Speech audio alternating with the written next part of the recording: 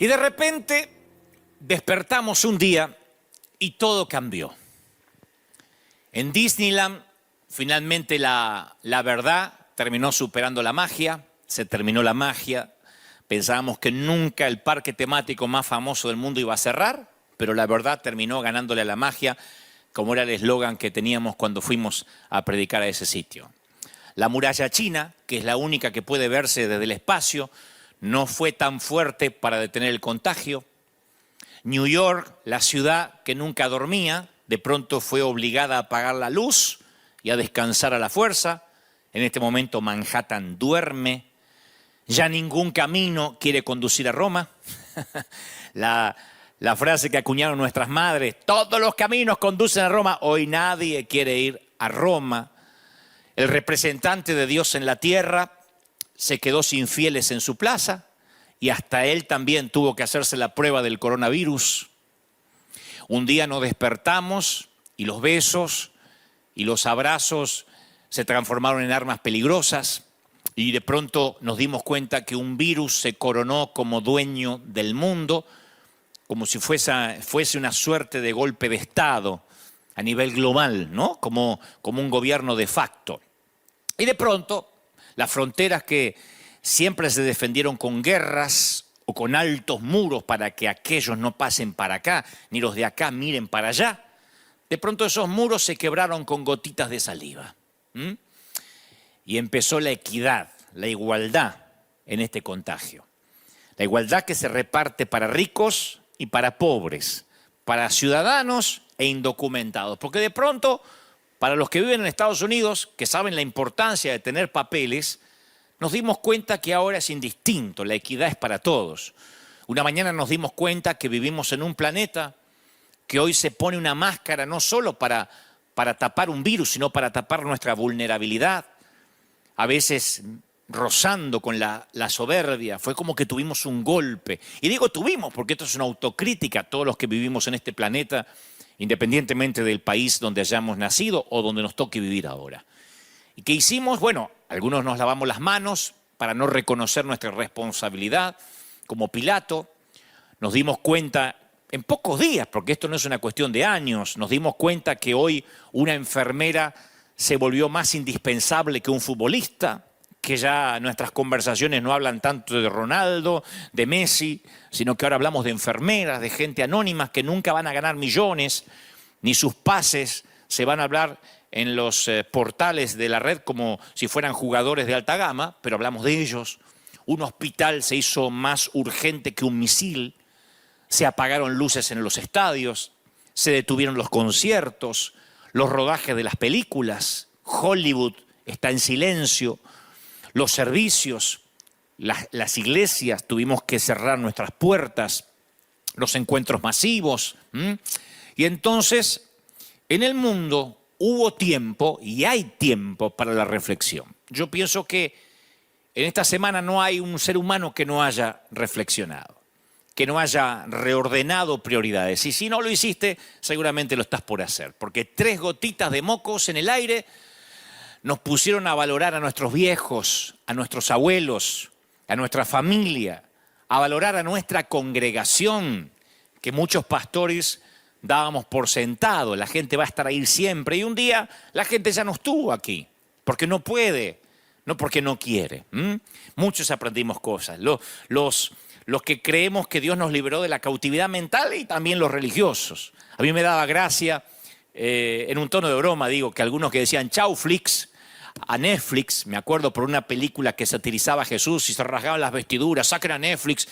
Los mismos, me consta que son los mismos. Ahora están diciendo en las redes, menos mal que tenemos a Netflix, nos quedó Netflix. Yo digo, los mismos religiosos que se rasgaban los vestidos, ahora volvían a suscribirse como hijos pródigos y Netflix los estaba esperando. Pero, digo, fuera de broma, fundamentalmente está pasando algo que solo ocurre, creo que en las guerras mundiales. El mundo entero está levantando los ojos al cielo. Yo creo que en las guerras mundiales pasa una cosa así. Que el mundo entero está levantando los ojos al cielo. ¡Y qué paradoja! Justo ahora que las iglesias están cerradas. Ahora que los templos, las sinagogas, las mezquitas, ahora que todas las religiones tienen que cerrar sus puertas, es cuando la gente está buscando a Dios. O sea, Dios está demostrando que para que todos se vuelvan a Él, Él ni siquiera nos necesita a nosotros. No necesita nuestros edificios, es verdad. Dios no necesita, nosotros necesitamos el edificio. A mí me encanta River Arena porque es bonito, porque es lujoso, porque huele rico. Pero yo lo necesito. La gente, cuando tiene que buscar a Dios, en este momento no lo va a encontrar en un edificio. Y algo Dios nos empieza a mostrar. Hace poco yo vi a un ministro en estos días, tratando de justificar que su congregación siempre fue la única que tenía o que tiene la sana doctrina, pues siempre hay. Es un ministro que yo respeto y quiero mucho, por cierto. Es un hombre de edad y él siempre se jacta de que su iglesia, y apenas una o dos más creo que en todo el planeta van a ser salvas porque son las que tienen la sana doctrina. Él decía, ¿dónde está la cosecha que decían algunos que venía para este año? ¿Dónde están esos profetas que decían que su iglesia no paraban de crecer? ¿Dónde se van a esconder ahora? Y yo quiero decirte esto, no sé si ese querido hermano me va a mirar, pero hermano querido, yo quiero decir esto, lo vas a ver este año la cosecha, es cuestión de días. Es verdad, el 2020 es el tiempo de la cosecha.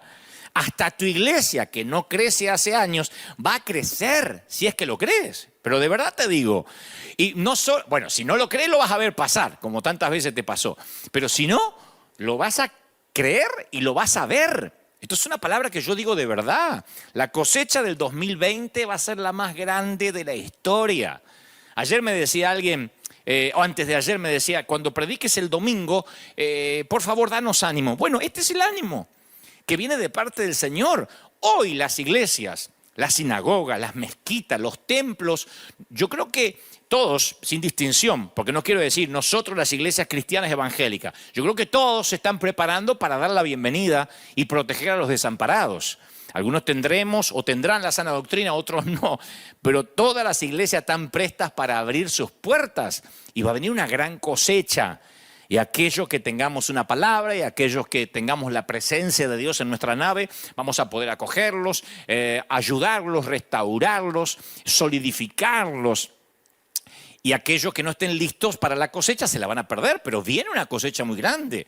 Digo, porque algunos ahora es cuando dicen, no, es que los que decían cosecha, ¿dónde están ahora? ¿Cómo que viene? Va a ser grandioso. Esto va a ser como luego del famoso 9/11, del 11 de septiembre, donde el mundo cambió tal como lo conocíamos y las iglesias empezaron a crecer. Iglesias, congregaciones grandísimas, empezaron a crecer a partir de aquella tragedia del día que el mundo cambiaba y lo veíamos por televisión. Esto es igual, la gente se está volviendo a Dios. Hace poco, la semana pasada, yo estaba en la oficina, estábamos preparando esta acción de salir a dar de comer a la gente y ayudar.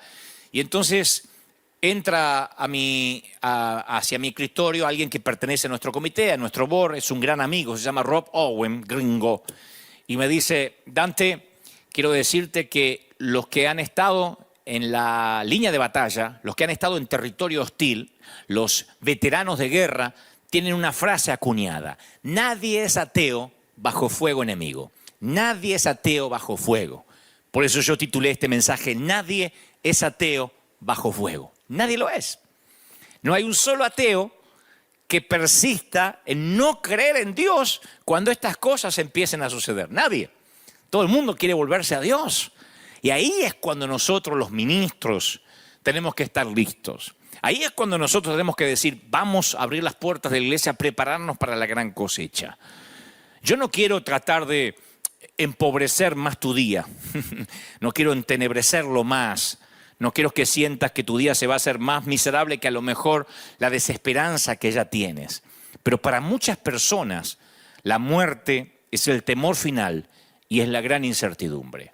Cuando alguien muere, por lo general oímos que mucha gente dice, no, es que está en un lugar mejor. Pero antes de que murieran tratamos con toda la fuerza de orar para que no se vaya a ese lugar mejor. O sea, se fue a un lugar mejor, pero siempre estamos orando para que no se vaya. Eso es porque hay incertidumbre.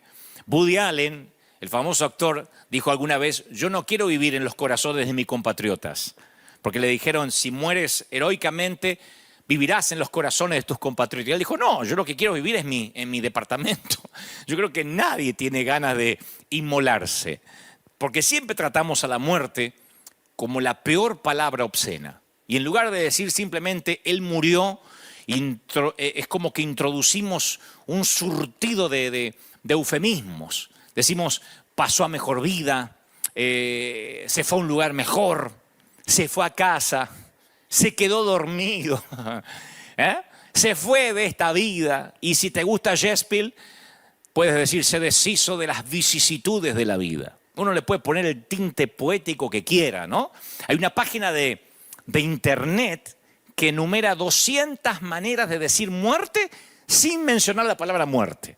200 maneras de decir o referirte a la muerte sin decirla explícitamente. Y yo pregunto, ¿por qué la gente desperdicia su aliento inventando nombres refinados para la muerte? Es que pretendemos que la gente no se va a morir y cambiamos el tema cuando se trata de discutirlo. Y luego los despachamos de esta vida en corredores de hospital blancos, esterilizados, asépticos, sacándolos de casa rápido, de lo familiar. En Italia veíamos esta semana camiones militares llevando a cientos de cuerpos para cremar y obviamente nos espanta ver eso. Veíamos que no hay lugar, no está el típico desfile de funerarias, no está el típico entierro, sino que se los coloca en camiones militares como los tiempos de la Segunda Guerra Mundial. Y la mayoría de nosotros, cuando ve eso, hace todo lo posible para evitar que nuestros ojos no vean la realidad de la muerte. Hay un querido amigo que hace poco yo le conté, le dije, mira lo que está pasando, me dice, no quiero hablar, no quiero pensar en la muerte. Por eso Joseph Bailey dice que la muerte es el gran nivelador de los poderosos y de los humildes. La muerte no tiene favoritos y por sobre todo no hace tratos. Ahora ustedes dirán, pero esto no me está alentando. Yo sé que hay gente que está diciendo, esto no me alienta. Yo llamé a mis seres queridos para que te vean ahora en vivo y no los estás alentando. Pero sí, yo quiero que me dejes avanzar. Porque esta es la forma en que la gente se está volviendo a Dios. Yo quiero que tengas en cuenta esto como aunque sea una terapia de shock. El mismo día que en Italia, como pasó, si no me equivoco, creo que el viernes o ayer sábado, en el mismo día que en Italia mueren 890 personas por este virus, 26.263 personas murieron de cáncer, 24.641 murieron de enfermedades cardiovasculares, 4.000 personas, 4.300 para ser exactas, murieron de diabetes. Incluso los suicidios fueron 28 veces superiores a las muertes por este virus. Los mosquitos matan 2.740 personas al día. No estoy inventando. Los mosquitos matan 2.740 personas al día. Los humanos matan en asesinatos 1.300 personas diariamente. Las serpientes matan 100 personas cada día. No estoy minimizando el virus. Lo que estoy diciendo es que la muerte no es un intruso recién llegado al planeta. Lo dije el domingo pasado. Esta pandemia es el efecto colateral de algo que nació en el huerto del Edén. Y si nosotros no nos cae esa moneda y pensamos que el intruso es la muerte, es el visitante nuevo del barrio, no estamos entendiendo lo que pasa. Todos los días mueren miles. El granjero y el ejecutivo viene a la sombra de la muerte. Y esto va para el ganador del premio Nobel, para la prostituta, la señora de casa, el bebé, el adolescente, el anciano. El ataúd espera al cirujano que trasplanta un corazón, así como al esperanzado receptor. La muerte espera al director de la funeraria, así como el cuerpo que él manipula. La muerte no elude a nadie. Y yo sé que justo ahora tal vez estés pensando en dejar de oírme, decir mejor me voy a escuchar a ver otro pastor que me dé un poco más de ánimo, porque Dante hoy no vino muy positivo. Pero sí, esto va a terminar en algo positivo. Quiero que todavía me des un voto de confianza, porque seguro estás diciendo, no, esto no me da esperanza. Ahora, ¿qué pasaría si yo te prometiera que podemos cambiar para siempre la manera en que miramos la muerte y quitarla de la categoría del temor. Especialmente los que decimos que creemos en Dios. Yo creo que la muerte está ocupando mucho espacio en tu armario, en tu closet de ansiedad. La idea de enfrentarte a la muerte, yo pienso que está ocupando demasiado espacio que no debería ocupar. Te está hipotecando el futuro, te está arruinando el presente, que es lo único que tienes, porque es tu único capital, el hoy. Y cuando la muerte nos causa temor, enfrentarse con eso desconocido asusta, inquieta. Y a pesar de que este mundo no es perfecto, a la mayoría de nosotros en general nos gusta nuestra vida aquí, en este mundo. Yo una vez hice una encuesta aquí y dije, ¿cuántos tienen ganas de irse al cielo? Me levantaron todas las manos, los miles. ¡Amén! Y después le dije, ¿cuántos se quisieran ir hoy? Nadie me levantó la mano. O sea, como dice un contador de cuentos en Argentina, Luis Landricina, el querido Luis Landricina, todos creemos en la vida eterna, pero nadie tenemos apuro, ¿no? Yo creo que soñamos con cosas que queremos hacer aquí. Y todavía queremos tiempo para disfrutar de la familia, para disfrutar de los amigos. Lo que pasa es que la vida aquí es familiar y es conocida. Pero hay mucho acerca de la eternidad que es desconocido y eso nos inquieta. Es más, yo tengo que ser honesto y decirte que hasta hace unos pocos años yo tampoco pensaba mucho en el cielo. Y mucho menos anhelaba irme ahora. Yo decía, no, yo tengo cosas para hacer, aparte tengo la vida por delante. Como yo siempre bromeo con nuestra congregación, apenas tengo 30 y tantos años, porque yo no cuento la edad que ya viví, sino los años que me quedan. Sin embargo, empecé a pensar mucho en la muerte cuando mis hermanos fallecieron. Mis hermanos, uno de 46, casi para 47, partió con un infarto fulminante. Y la partida de mi mamá a la eternidad, 40 años de que después Dios la sanó, Dios le regaló 40 años de salud a mi mamá. Allá en el año 1975 Dios la sanó de cáncer. Me la regaló 40 años y cuando se la llevó me obligó a contemplar mi propia mortalidad. Porque yo también pensaba que nadie se iba a morir en casa. Estamos acostumbrados a la vida, nacer es normal, respirar lo es. Reír, abrazar, besos a la hora de ir a la cama es normal. Pero no fuimos hechos para decir adiós. El plan original de Dios no tenía despedidas. Nada de última exhalación, de crematorio, de último latido del corazón. El plan original de Dios decía nada de virus. Nada de mocos que pueden contaminarte, nada de mascarillas o tapabocas. La muerte es el intruso en la historia. Desde el huerto del Edén. Pero esto no es que yo estoy cambiando el mensaje ahora, lo decimos cada domingo. La muerte es el intruso de toda la vida. El polizonte en nuestro barco, el que no encaja. ¿Por qué Dios habría de darte un compañero de vida para luego llevárselo? ¿Por qué Dios va a llenar una cuna para luego vaciarla? Me lo preguntan a diario. Los mismos que se congregan aquí en River Arena. No importa cómo lo pongas, el adiós no tiene sentido. Y para algunos la palabra Dios es el desafío de su vida. Porque pasar por esto es pasar por tiempo de soledad, de pena. Yo sé que hay gente que tiene ahora la esperanza drenada. Se le drenó la fortaleza. Hay gente acá que me está mirando en cualquier parte de Italia, que hablaré de eso en unos momentos, a Argentina, a México. Ahora no hay países que estén escapando a esto. Yo sé que hay gente que no le pasa esto ahora, que ya hace años que duerme solo en una cama para dos, que te mueves por tu casa en medio de un aplastante silencio, o que te sorprendes pronunciando su nombre o tratando de tomarle la mano por la noche buscándolo en la cama cuando ya no está. Yo estoy hablándole a la gente cuya muerte inesperada de un ser querido te agotó el espíritu. Y te sientes aislado como si estuvieses en cuarentena mucho antes que lo determinaran los gobiernos.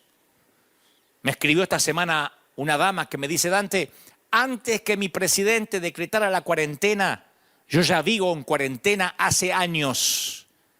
Salgo nada más a la tienda o al mercado a comprar lo que necesito, pero tengo una cuarentena en el alma. Para muchos se sintieron como gatos encerrados. no puedo ir a jugar a la pelota, no puedo ir al bar, a los amigos. Otros dicen, yo a partir de esa muerte vivo en una pena continua, en un dolor continuo, en una cuarentena que no se me va. Y entonces esta palabra es para ti. Esta palabra es para los que la muerte no les es alguien nuevo. No lees a alguien que apareció ahora junto con las noticias en CNN o con los comunicados de prensa del presidente. Hay de los que dicen, sí, yo sé lo que la muerte duele. La Biblia no teme hablar de la muerte, porque la Biblia la llama por lo que es. La palabra muerte aparece cientos de veces en nuestras escrituras. Y los términos bíblicos a veces hablan de morir directamente, de muerte, pero algunos también son refinados y poéticos. Génesis 49, 29 dice, me uniré con mis antepasados. Te recogeré con tus padres y serás llevado al sepulcro en paz. Dice 2 de Reyes 22, 20.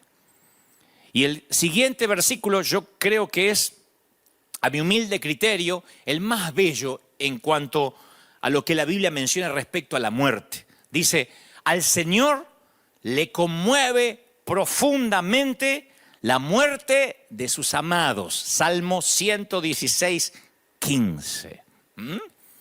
El escritor de los Hebreos lo resume sin rodeo. Dice, cada persona está destinada a morir una vez y después vendrá el juicio. O sea que la cuenta regresiva para la muerte comienza desde el nacimiento. Y diré esto, aunque no suene correcto, tú y yo estamos muriendo en este mismo momento. El reloj de arena nunca sube, siempre baja. El calendario va de izquierda a derecha y de enero a diciembre, nunca al revés. El tiempo no tiene botón de rebobinado. Estamos todos los días envejeciendo un poco. Y aunque la muerte comienza cuando nacemos, la vida comienza cuando nacemos de nuevo mediante la fe en Cristo. Por eso es vital que ahora todo el mundo levante los ojos al cielo. Qué paradoja cuando las iglesias están cerradas.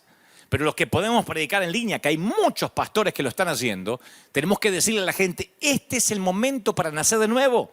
Porque muchos cristianos tienen la noción equivocada que la vida eterna va a comenzar cuando mueran. Y la vida eterna comienza cuando nacemos de nuevo, cuando aceptamos a Jesús en el corazón, cuando nos arrepentimos de los pecados, cuando lo reconocemos como su suficiente Salvador. Este es el momento de hablar de evangelismo. Yo decía el domingo pasado, este no es el momento de disculpar a Dios. No tenemos que ponernos frente a una cámara a reprender espíritus de coronavirus, que esto no viene de Dios, que esto viene del diablo, porque eso hasta hace ver pusilánime a Dios. Como que esta pulseada la está ganando Satanás. No hay que disculpar a Dios. No, este momento hay que predicar de salvación, de volver a Dios. Hay que decir, podrías morir, porque todo el mundo está muriendo. Sea por el coronavirus, por el cáncer, por la diabetes, porque te pica una serpiente, porque resbalas en la bañera, por una ACV, por lo que sea, porque te asesinan para robarte algo. Todo el mundo se está muriendo y puedes que te vayas a la eternidad sin Cristo. Por eso Jesús lo define de esta manera. Él dice, la manera de tener vida eterna es conocerte a ti y al único Dios verdadero y a Jesucristo, a quien tú enviaste a la tierra, dice Juan 17:3. O sea, que si conoces a Dios a través de Jesucristo, entonces empiezas a vivir la vida eterna ahora mismo, aunque no hayas muerto físicamente. Y eso es lo que tenemos que decir. Y que si experimentas la vida eterna ahora mismo, la muerte no es más que una interrupción de una vida que no tiene fin. El Nuevo Testamento está lleno de pasajes que transmiten esta perspectiva positiva y transitoria acerca de la muerte. Jesús se refiere a la muerte así, dice, los ángeles, le voy a decir cómo Jesús literalmente se refiere a la muerte. Los ángeles lo llevaron a estar con Abraham. Lucas 16, 22. Los ángeles lo llevaron a estar con Abraham. No dice, murió y en medio del dolor y el trance. No, los ángeles lo llevaron. Como quien se toma un bus. Jesús le dice al ladrón que se arrepintió y que murió a su lado, te aseguro que hoy estarás conmigo en el paraíso. Hoy. Ni siquiera que vas a estar por ahí dando vueltas como un alma en pena o que vas a pasar por el purgatorio. Hoy estarás conmigo en el paraíso. Pablo lo define como estar fuera del cuerpo terrenal, en el lugar celestial con el Señor, 2 Corintios 5:8. O sea que Jesús describe la separación de la muerte como algo meramente temporal. Él dijo, ya dentro de poco no me verán más, pero después me van a ver de nuevo. Juan 16:16. O sea, la muerte no es algo que haya que temer, sino un viaje que se inició al nacer. El problema no es esta muerte, sino la segunda muerte. No me voy a poner muy teólogo ahora, porque sé que hay mucha gente que por primera vez están oyendo esto, pero hay una última forma de muerte, la segunda muerte, que es la exclusión total de Dios. La Biblia dice, y el mar entregó sus muertos, y la muerte y la tumba también entregaron sus muertos, y todos fueron juzgados entonces por lo que habían hecho, porque el mar entregó sus cadáveres, porque la tierra entregó sus cadáveres. Entonces la muerte y la tumba fueron lanzados al lago de fuego, y este lago de fuego es la segunda muerte. Y todo el que no tenía su nombre registrado en el libro de la vida fue lanzado al lago de fuego. Apocalipsis 20:13. Yo intento hacer que este tema se entienda usando una pequeña fórmula matemática. Si solo naciste una vez, vas a morir 2 veces. Pero si has nacido 2 veces, tendrás que morir solamente una. Así que lo diré otra vez. Si solo naciste una vez, morirás 2 veces. Y la segunda muerte es el problema. Cuando serás juzgado y ahí uno es lanzado al lago de fuego. El infierno es real, tan real como el cielo. Pero si naciste 2 veces y al segundo nacimiento se le llama aceptar a Cristo en el corazón, entonces morirás una sola vez. O sea que moriremos físicamente, pero después nunca más volveremos a morir. A esto se le llama la verdadera vida eterna, que uno no tiene miedo a un virus, al cáncer, con cosas que pueden venir, porque el Señor dijo, en el mundo tendréis aflicción, pero a esto el Señor se refiere cuando Él dijo, yo soy la resurrección y la vida, y el que en mí cree vivirá aún después de haber muerto. Más claro, échale agua, che. Todo el que vive en mí y cree en mí jamás morirá. Aún después de que haya muerto, va a vivir. Todo el que vive en mí no va a morir. O sea que después de estar sentado al lado de cientos de lechos de muerte por mi tarea que me toca eventualmente hacer hace una década, yo he visto un patrón recurrente. La gente con una fe fuerte tiende a morir en paz. La gente que tiene una fe fuerte, el morir es algo que sabe, lo pone un poco triste porque se despide de sus hijos, de sus nietos, pero les dice hasta luego, nos vemos, se van con una paz, es real. Yo he estado despidiendo personas, acompañándolos en el último capítulo antes de irse a la eternidad, al más allá. Se van con una paz que es imposible describir con palabras. Y la gente sin fe tiende a morir en temor, en tormento. Por eso dije que el título de este mensaje, nadie muere ateo bajo fuego, nadie. Lo saben los veteranos de guerra, cuando el fuego enemigo, cuando estás en el territorio hostil y las granadas enemigas explotan cerca tuyo, nadie deja de decir, Dios mío. Y el que nunca fue a la iglesia le pide al que tiene una pequeña Biblia metida en el bolsillo, ora por mí. Y cuando está allí muriéndose, por lo general no pasa como Hollywood lo retrata, que le dice, dile a mi novia que siempre la amé. Por lo general lo primero que piden es por su alma. No se acuerdan de la novia, no se acuerdan necesariamente de la suegra, se acuerdan del Señor. Y dicen, tú que eres cristiano, dime, tengo una oportunidad allí en el último aliento. Nadie muere ateo bajo fuego. Nadie muere ateo con una pandemia. Entonces, si nosotros, los que predicamos, entendemos esto, estaremos ante las puertas de la mejor cosecha de la historia, del apogeo de la iglesia como nunca antes. Por eso yo empecé este mensaje diciéndole a aquellos que dicen, ¿dónde estaba la cosecha que predecían? Ahora la vamos a ver. Yo oí una historia acerca de un hombre que va al médico y cuando se va, va a un examen de rutina, el médico le dice, mire, después que tenga los exámenes yo lo voy a llamar con los resultados. Y un par de días después, el médico lo llama, le dice, mire, caballero, tengo los resultados y tengo que darle algunas malas noticias. Entonces el hombre se pone pálido y le dice, bueno, dígame, estoy sentado, dígame. Le dice, bueno, tiene 24 horas de vida.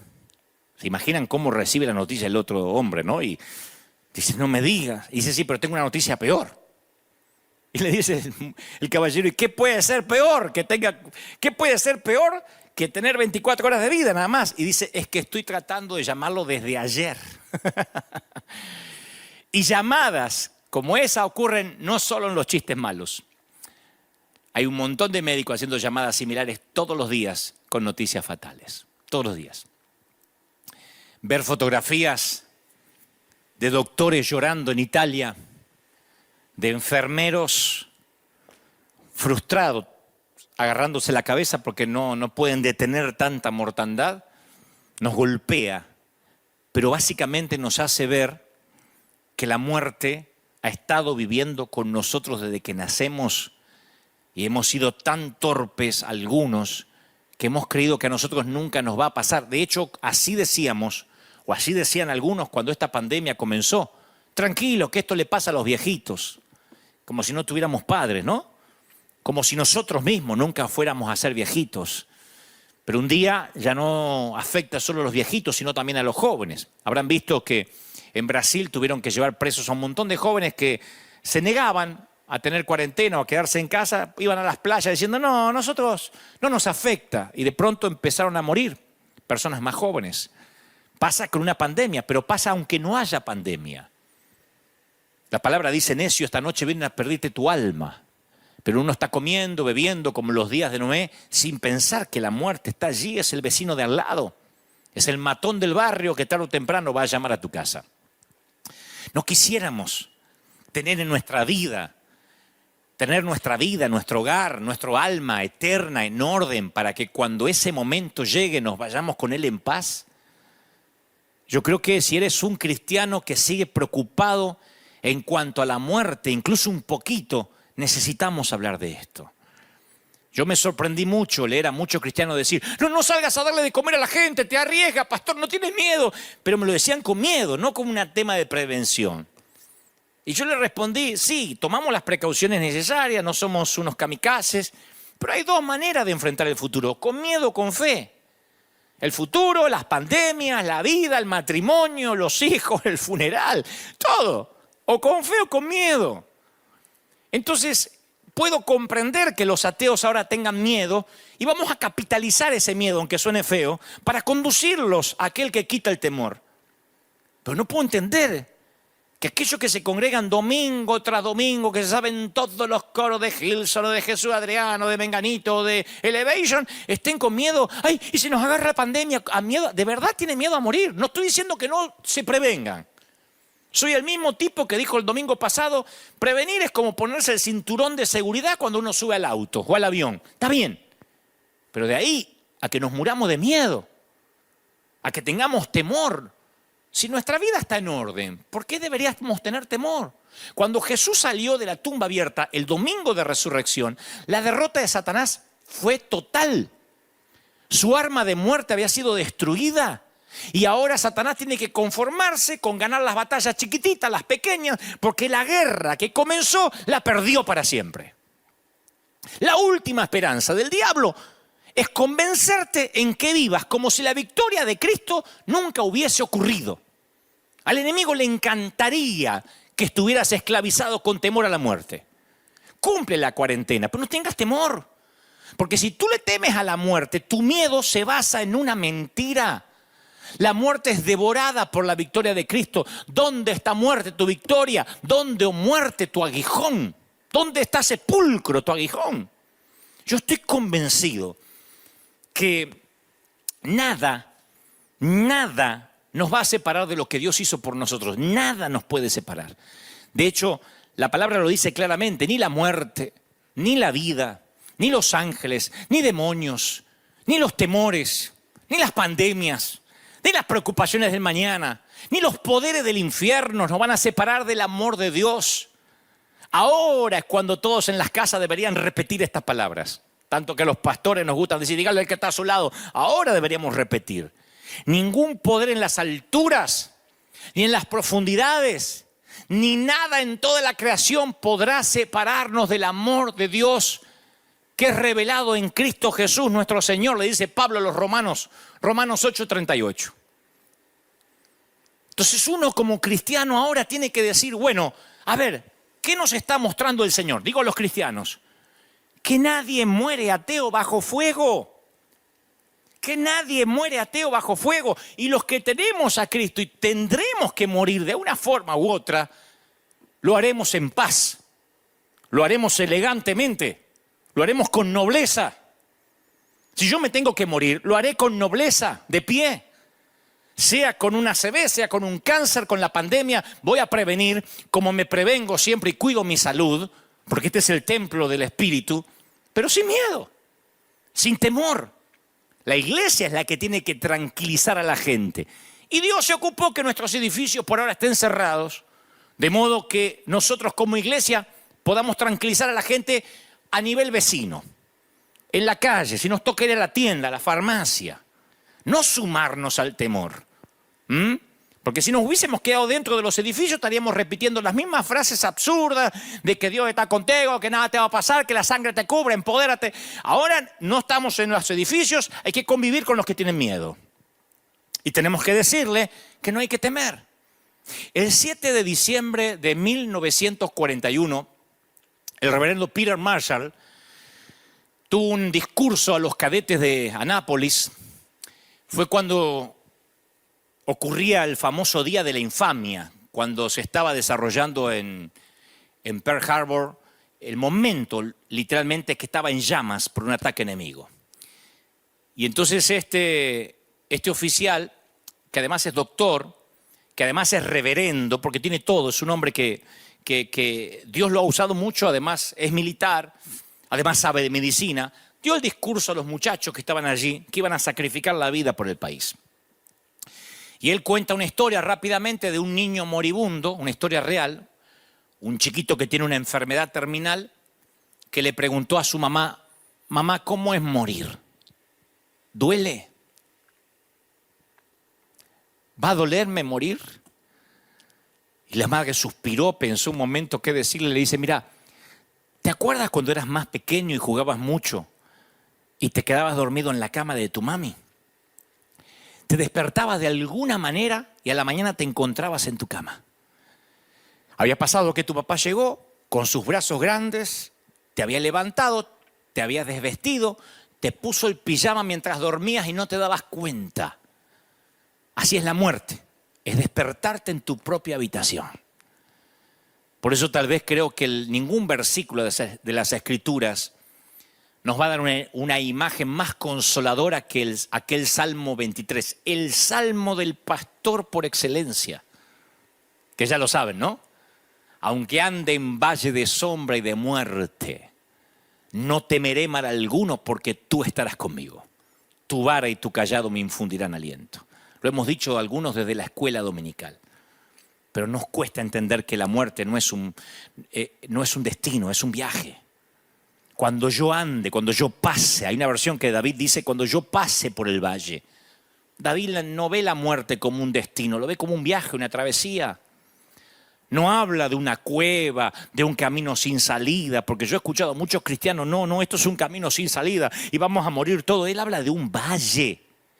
Y un valle es que tiene una abertura en ambos extremos, una apertura en ambos extremos. Y el énfasis está en por. Aunque vaya por valles, indica un estado temporal, una transición, un camino brillante adelante, un futuro esperanzador. Y para los cristianos los problemas siempre son temporales.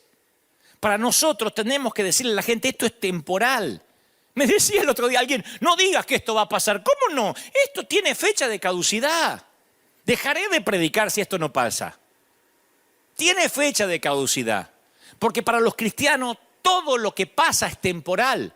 Y las bendiciones para los cristianos son eternas. Grábatelo. Los problemas para los que creemos en Cristo son temporales y las bendiciones son eternas. Para los ateos, las bendiciones son temporales y los problemas son eternos. Para el que no tiene a Dios, el auto de alta gama es temporal. La casa, la mansión en Beverly Hills es temporal. Hubo un príncipe que se contagió el coronavirus. O sea, es príncipe, vive en un palacio, sangre real, linaje sanguíneo azul. Y todo es temporal. Su problema es eterno. En cambio nosotros podemos tener problemas temporales, pero las bendiciones son eternas. Mi querido, para Dios no hay callejones sin salida en sus mapas. No hay puntos muertos en su voluntad. No hay calles ciegas en su guía. La muerte es solo una sombra, aunque ande en valle de sombra. Me encanta eso, aunque ande en valle de sombra de muerte. Sombra de muerte. Fíjense lo quirúrgico que fue David. No dijo aunque ande por la muerte, dijo la sombra de la muerte. Siempre cuento de que cuando yo era un chiquito tenía terror de que vayamos a visitar a mi tía Josefa. Pobre, la hermana de mi mamá, que vivía en una casa chorizo, esas casas de Argentina que se le dice casa chorizo porque son casas largas donde son todas habitaciones conectadas por un pasillo. Yo tenía terror porque al fondo del pasillo estaba el baño y cuando se hacía de noche en esa casa, ¡ay! La noche era un lugar fatídico, lleno de sombras aterradoras que parecían que escondían horrores impensables. Y durante las horas del día yo veía claramente que no había peligro, no había ningún monstruo acechando en ese pasillo. Pero tú sabes lo que la oscuridad le hace a ciertos lugares. La oscuridad a ciertos lugares los distorsiona. Y la oscuridad convierte a veces al lienzo en algo feo. Se convierte en un lienzo para la imaginación. Uno puede ver sombras, cosas extrañas. La buena noticia es que las sombras son únicamente la refracción de la luz. Pueden asustar, pero no te pueden hacer daño. Por eso dice David, aunque ande en valle de muerte, de sombra de muerte. Mientras un hombre conducía a casa, después del funeral de su esposa, él y sus hijos estaban agobiados por el dolor.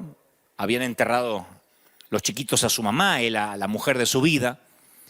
Y entre que él buscaba palabras de consuelo para sus nenes, pasa una gran furgoneta, una camioneta por al lado y la sombra cubre el auto. Entonces él aprovechó y le dice, chicos, ¿qué preferiría que les pasara por encima? ¿Un camión o su sombra? Y los nenes dicen, la sombra, por supuesto. Y él les dice, mire, hace 2000 años el camión le pasó por encima al Señor Jesús para que solo su sombra hoy nos pasara por encima.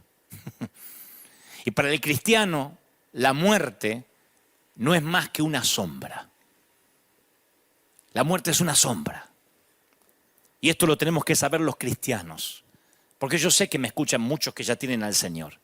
Pero a mí me preocupó mucho que en las redes me decían, danos esperanza, ¿qué va a pasar? Esto es el Apocalipsis, ya viene el anticristo, sea lo que sea. Sea que pase lo que pase. No deberíamos preocuparnos los que tenemos al Señor. Me han dicho, no le des de comer a la gente porque te arriesga, no sirve de nada que les des de comer. Yo digo, ¿de verdad? Habría que acuñar esa frase, no sirve de nada que les des de comer, ¿de verdad? Hay chiquitos que se mueren de hambre en este momento, están en cuarentena y no tienen comida. Le vamos a explicar, no te puedo llevar comida porque soy pastor y me dejan salir. Pero no te llevo comida porque, ¿sabes qué? A ver si me contagio. De verdad.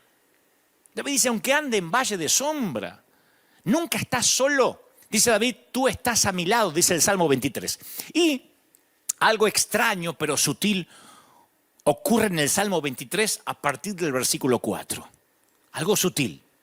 No sé si te has dado cuenta, pero un editor o un escritor se da cuenta. El modo de narración cambia. La manera de narrar cambia. De pronto él, tercera persona, se convierte en tú. En segunda persona. En los primeros 3 versículos, David se refiere al Señor en tercera persona. Me hará descansar. Él me renueva. Él me guía. Y sin embargo, abruptamente, la tercera persona se convierte en segunda persona y David dice, tú estás a mi lado. Él deja de hablar del pastor y comienza a hablar con el pastor. Es como que hasta ahí venía hablando de Dios Y en medio de la sombra se da cuenta que Dios está justo ahí. Entonces dice, no temeré porque tú estás a mi lado. Como muchos ministros, que por año hablamos de Él en tercera persona. Pero ahora tenemos que decir, Dios está acá y hablarle a Él. Yo veo el Salmo de David y veo que un ensayo, una tesis, se convierte en una conversación íntima.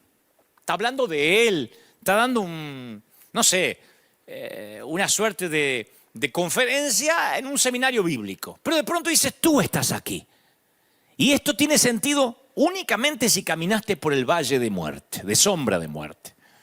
Porque uno piensa mucho en Dios y de repente uno se encuentra sumergido en una conversación con Él. Su presencia cambia de repente toda la línea de pensamiento. Yo con el paso de los años he hablado con mucha gente que viaja por sus caminos más oscuros y siempre me dicen que nunca han estado más conscientes de la presencia del pastor de pastores que cuando caminaban por esas sombras.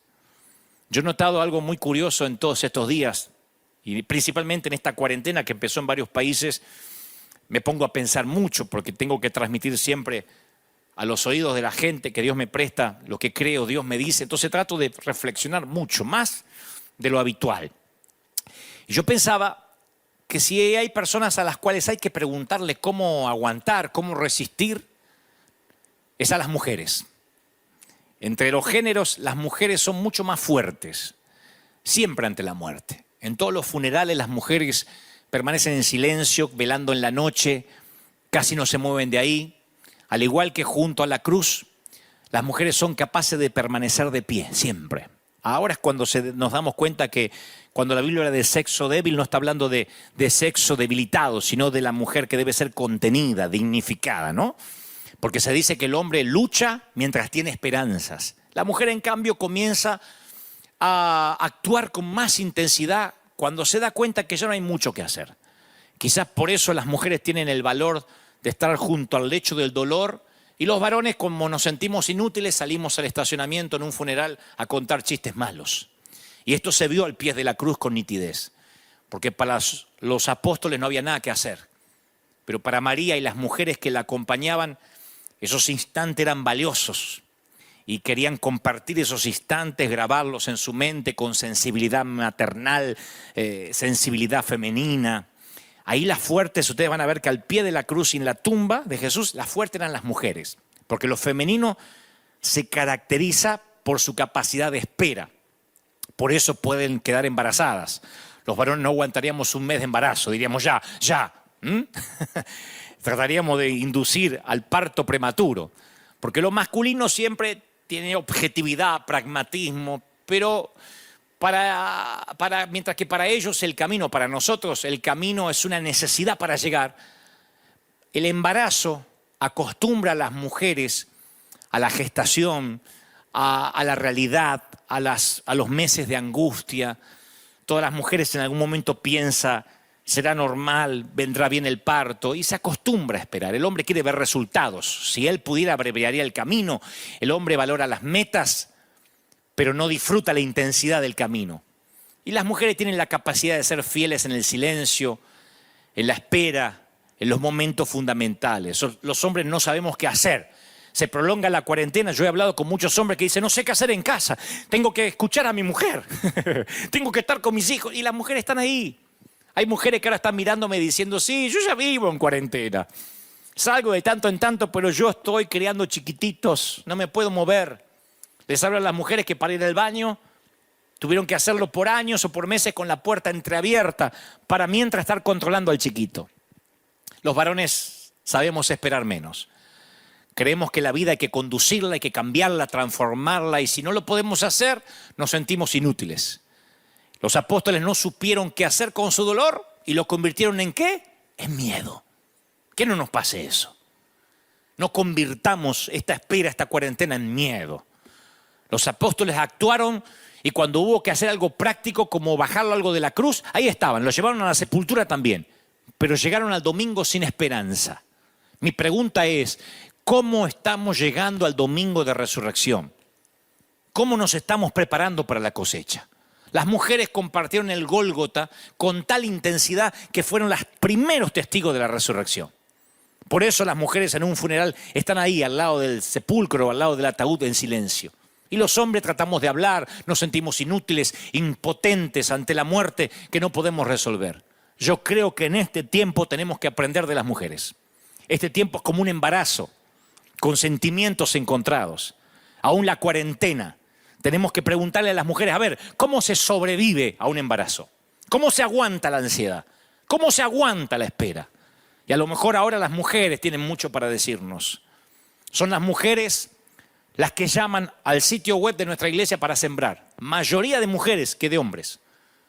Mayoría de mujeres que dicen, yo no trabajo mucho, pero quiero aportar. Porque la mujer sabe resistir mucho más de los que nos consideramos machos.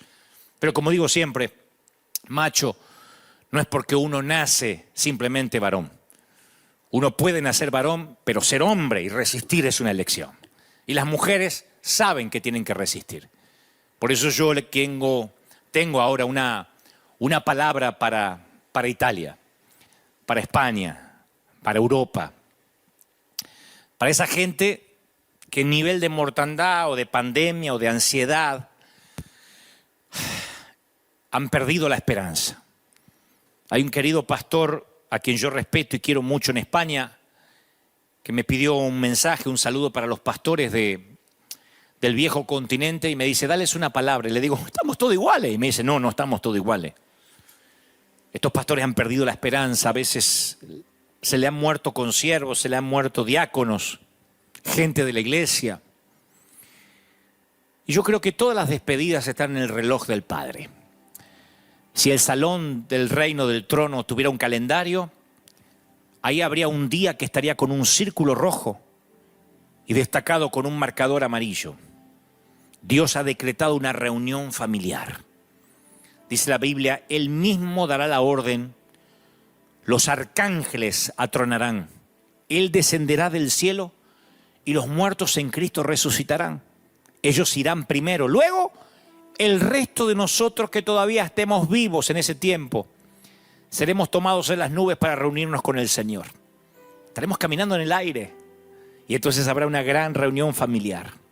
Por tanto, consuélense unos a los otros con estas palabras. Pablo le dice eso a Tesalónica, Tesalonicenses 4:16. No va a ser un día cualquiera, será el gran día. El arcángel lo va a inaugurar con un toque de trompeta.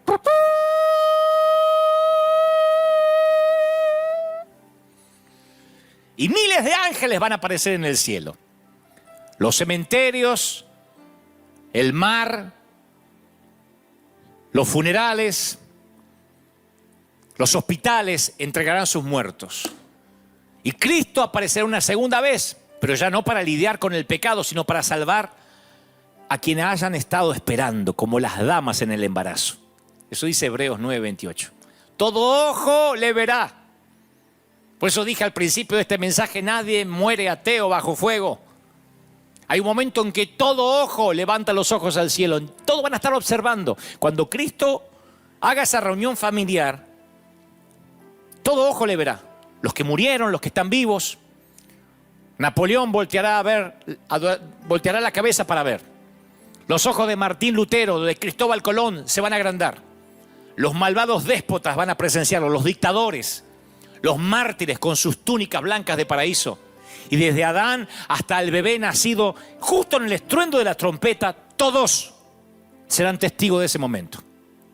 Y el Señor va a respetar la decisión de aquellos que lo rechazaron, porque el Señor es un caballero y los va a desechar por la eternidad. Y luego va a bendecir el deseo de aquellos que aceptaron y los concentrará para una reunión familiar. Enjugará Dios toda lágrima. Amo ese versículo. Apocalipsis 21:4. Enjugará Dios toda lágrima de los ojos de ellos. La primera acción de Dios va a ser pasarle el pulgar así por la mejilla de cada hijo, como diciendo, a ver, shh, no más lágrimas, no más lágrimas. Con los mismos dedos que formó el cosmos, te las va a secar. No más mocos, no más virus. Y este largo recorrido llamado vida va a culminar. Y los vas a ver a ellos, ¿eh? Por eso dije que este mensaje va para mis queridos amigos italianos, españoles, chinos. Habrá una gran reunión familiar con el Maestro. Por tanto, aliéntense con estas palabras. Tu futuro con quien tuviste que despedir es mucho más grande que el pasado que viviste con él. Esto se lo digo a los pastores, a ese querido pastor que me escribió que acaba de despedir a su mamá infectada. La muerte parece que a veces se lleva demasiado.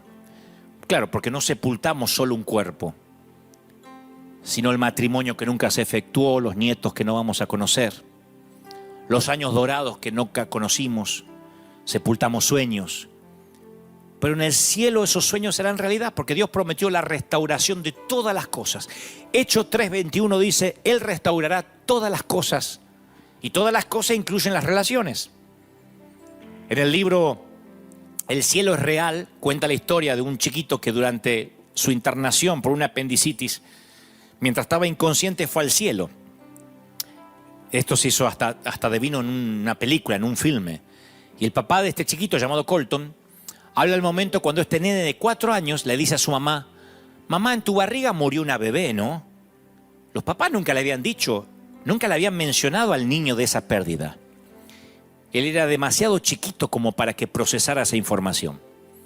Y la mamá le dice, ¿quién te contó que murió una bebé en mi barriga? Y el nene le dice, el Señor me lo dijo. Y la nena me lo dijo, la bebé, me dijo que había muerto en tu barriga. Pero está bien, ella se encuentra bien, mamá. Dios la adoptó. La mamá le dice, ¿quieres decir que Jesús la adoptó? No, mami, Jesús no, su papá lo hizo. Y los ojos de la mamá se iluminaron y le dijo, ¿y cómo se llama la bebé? ¿Cuál es su nombre? Y dice, no tiene nombre. Me dijo que ustedes nunca le pusieron un nombre.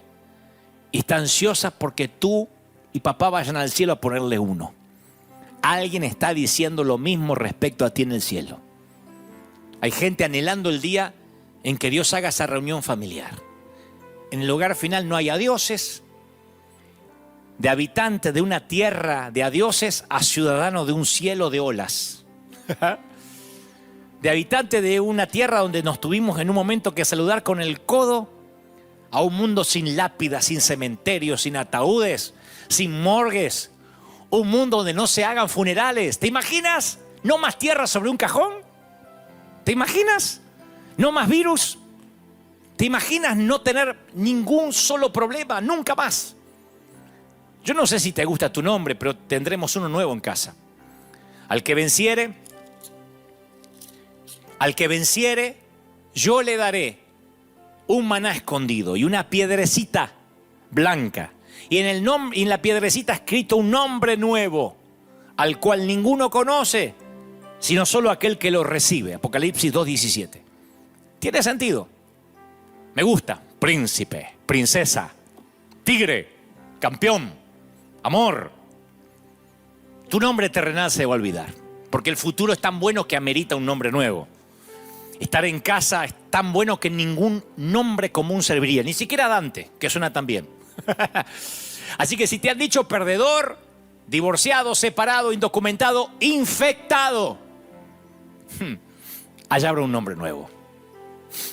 Y el mayor problema no es sentirte lejos de casa cuando lo estás, sino creerte que estás en casa cuando realmente no lo estás. Y esta tierra no es tu casa. A tu historia le falta el mejor capítulo, a tu concierto le espera la mejor canción. Un gran compositor guarda su mejor obra maestra para el final. Y él te espera en casa. Cada segundo es un paso dado hacia esa eternidad. Cada aliento es una página que das vuelta, que te acerca a esa reunión familiar. Cada día es un kilómetro, una milla registrada.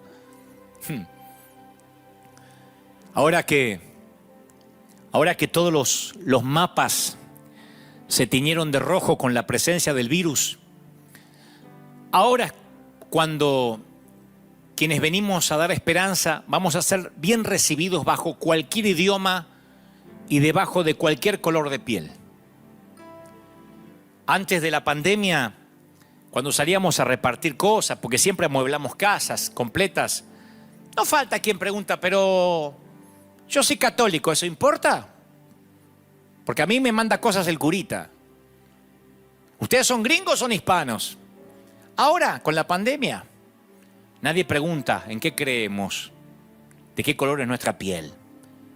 Me gusta porque en estos tiempos deja de importar mi forma de vida, si tu fe no es la mía. Bastará que me anime yo a extender mi mano cuando nadie más lo quiera hacer. Y estoy seguro que este virus nos va a reconciliar con la muerte y con la vida. Fíjense ustedes, fíjense los que están sentados en la sala. ¿Desde cuándo no se juntan así? Desde el último partido en que jugó vuestro país. Desde un superclásico que no se juntaban todos juntos.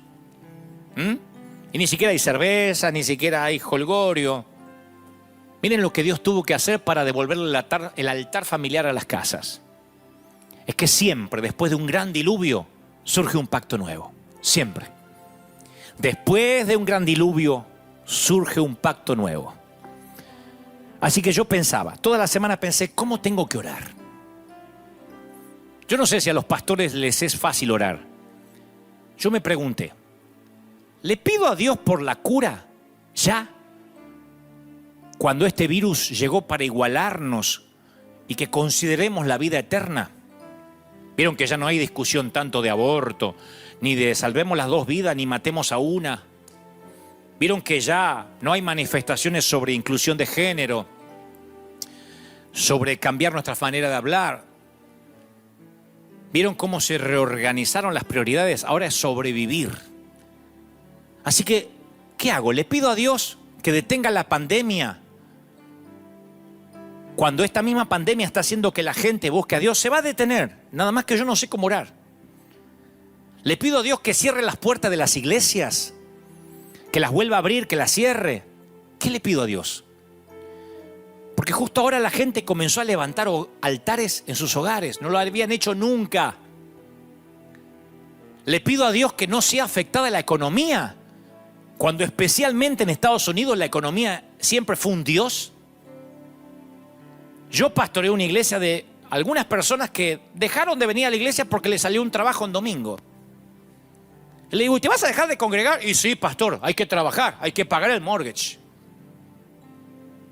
Líderes que yo confiaba han tenido al crédito como su Dios.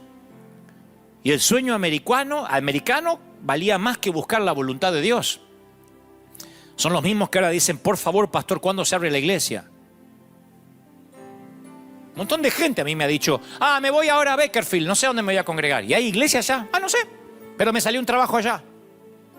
Ni hablar de los que faltan porque les picó un mosquito, porque les tocó un puente, un fin de semana largo.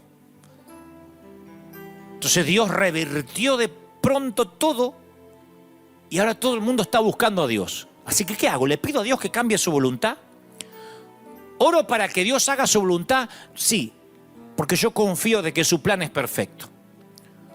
Oro para que todos los que tienen que ser salvos conozcan la verdad y ojalá que sea rápido, así esto pasa.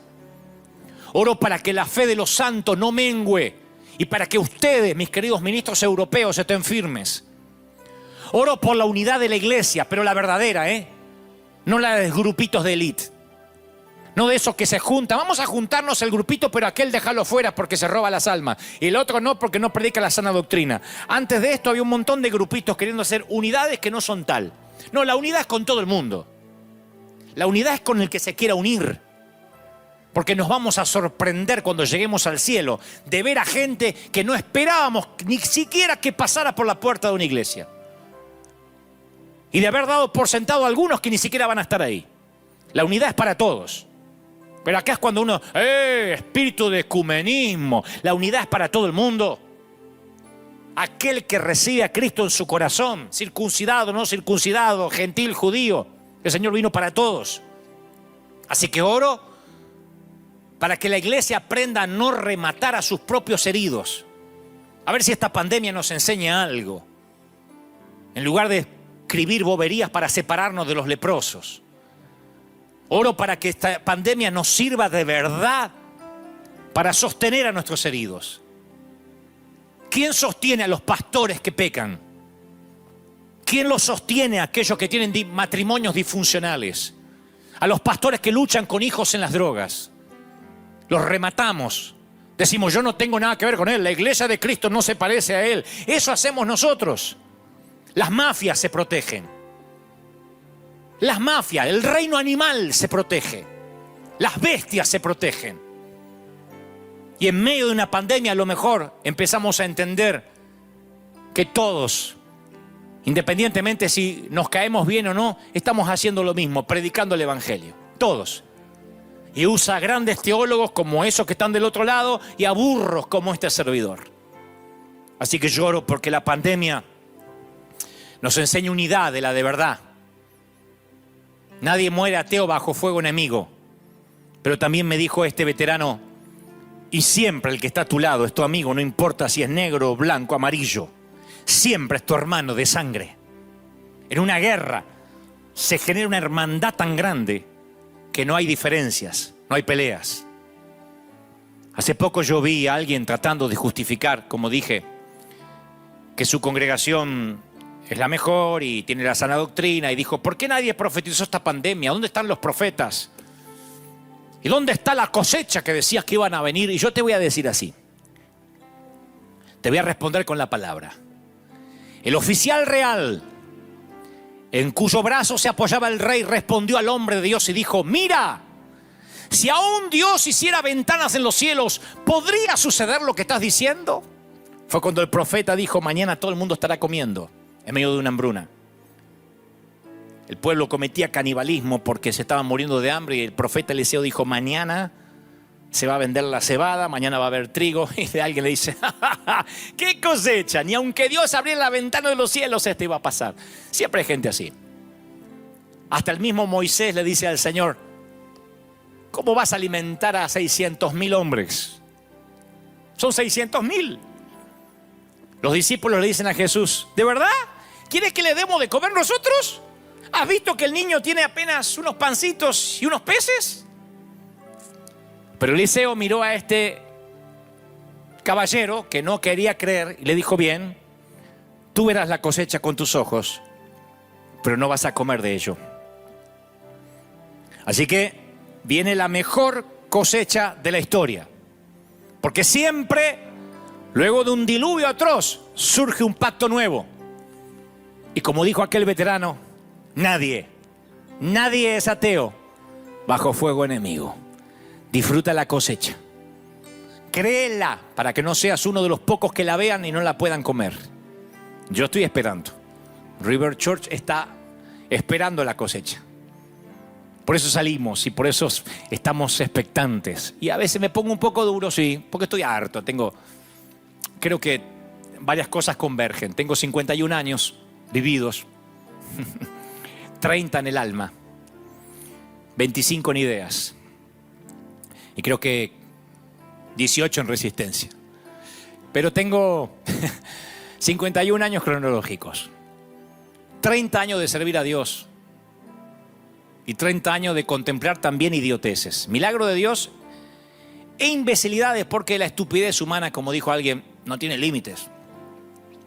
Entonces hay un momento en que estoy harto y quiero aprovechar estos momentos en que tengo vuestros oídos para decir las cosas como son. Sin vueltas, sin eufemismos. Esto nos tiene que hermanar, ministros. Nos tiene que aunar.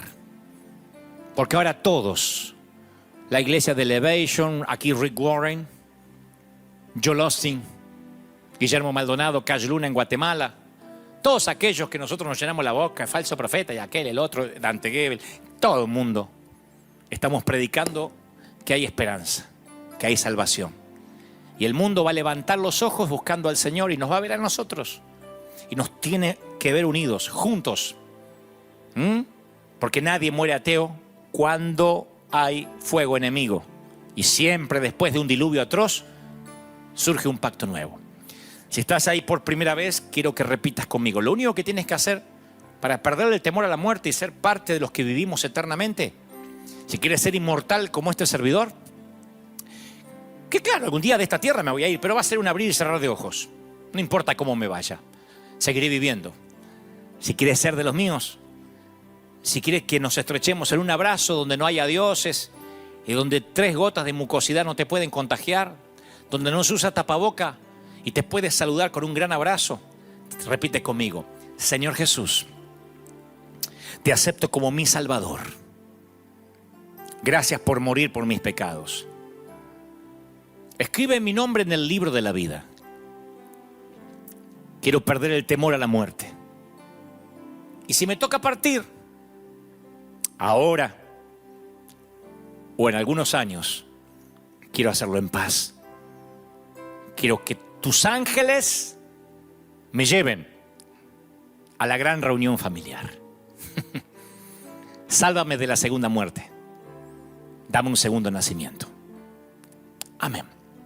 Y ahora sí, juntos, antes de despedirnos, gracias por haber estado ahí. Gracias por haberme acompañado. No sé qué nos va a deparar el día de mañana. Basta el día con su afán. Si esto cambia, estaremos, como les dije, en nuestros 2 servicios habituales a las 9 y a las 12 aquí en 201 East de la calle Broadway en Anaheim, California. Si no cambia, volveré a estar aquí, Dios mediante, si Dios me da salud y así Dios lo permite, el domingo que viene a las 11 de la mañana, a partir de las 11 hora de la costa oeste de los Estados Unidos. Padre, yo bendigo a los que están del otro lado. Bendigo a los que vieron esta transmisión. Declaro, Señor, que la mayor bendición para un ser humano aquí en la tierra sea derramado. Oramos por Europa, oramos por Asia, por África, por Oceanía, por todo el continente americano. Declaramos los 5 continentes que se hará tu voluntad, que el pueblo se volverá a ti, que levantaremos los ojos y nos humillaremos y nos volveremos a ti. Primeramente los ministros, luego los que sirven, luego los que se asisten a la iglesia, luego los ateos, y tú sanarás la tierra, perdonarás el pueblo, quitarás toda enfermedad, tú detendrás la mano de la muerte. Yo lo creo, yo lo declaro, yo declaro y creo que viene fecha de caducidad pronto, que esto termina, no sin antes hayamos entendido qué nos quieres mostrar. Gracias por los que me han brindado su atención, por los que están del otro lado. Gracias por todos los que están allí. Oro especialmente, subjetivamente, arbitrariamente por mi querida Argentina, porque ese es el país que me albergó durante 40 años y que pronto me verá regresar. Y yo oro por ellos, bendigo a mis compatriotas, oro, Dios, para que la bendición llegue a esos hogares. Oro por el presidente Fernández, oro por la vicepresidenta Cristina, oro por los senadores, por los diputados, por el ministro de Salud. Oro, Dios, por la policía, por gendarmería. Oro, Dios, por los que están a cargo de la seguridad de mi querida Argentina. Los bendigo. A los que están en casa, a los que todavía no entienden que tienen que quedarse en casa y han tomado esto como vacaciones. Señor, venga una convicción de prevención, una convicción de responsabilidad. Yo bendigo a mi República Argentina. Me preparo para ese estadio de Boca a fin de año. Declaro, Dios, que será el mejor superclásico de la historia, que será un antes y un después de lo que luego vendrá. Declaro bendición en todas las áreas. Oro por mis queridos pastores de la República Argentina. Oro por mis queridos colegas, los que pelean palmo a palmo por las almas en la parte oeste, norte, sur, en toda la República Argentina, desde Ushuaia hasta La Quiaca. Bendigo los Estados Unidos de América. El país que hace 11 años me tiene aquí como su huésped. Lo bendigo, bendigo esta tierra. Sigo orando por nuestro presidente aquí. Sigo orando por el presidente, el comandante en jefe de las Fuerzas Armadas de los Estados Unidos de América, para que siga decretando días de oración, para que siga abogando, para que la oración vuelva a los colegios, para que los pastores sigan siendo sus consejeros. Y aun cuando nadie creía en él, en el tiempo que tú lo tengas en el sillón presidencial de la Casa Blanca, sea guiado por tu espíritu. Declaro bendición, y esa bendición quede en los hogares, en el cuerpo, en el alma y en el espíritu. Amén y amén. River querido, iglesia local, los extraño. Ojalá que nos vemos pronto. Chao, bendiciones, gracias por estar en vivo y nos vemos aquí, Dios mediante, y en las redes sociales a partir de mañana. Bye.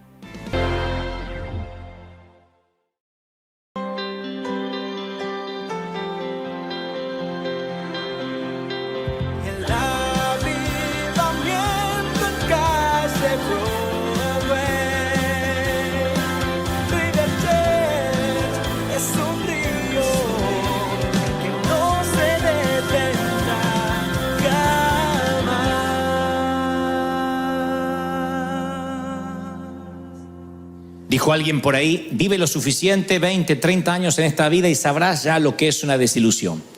Desde la relación rota de un noviazgo, alguien más que te rompe el corazón, una traición, un desempleo, un despido, un avatar de la vida, un infortunio que puede hacer que la vida tal como la conoces de pronto pegue un giro de 180 grados y tu vida no es ni una sombra de lo que soñabas.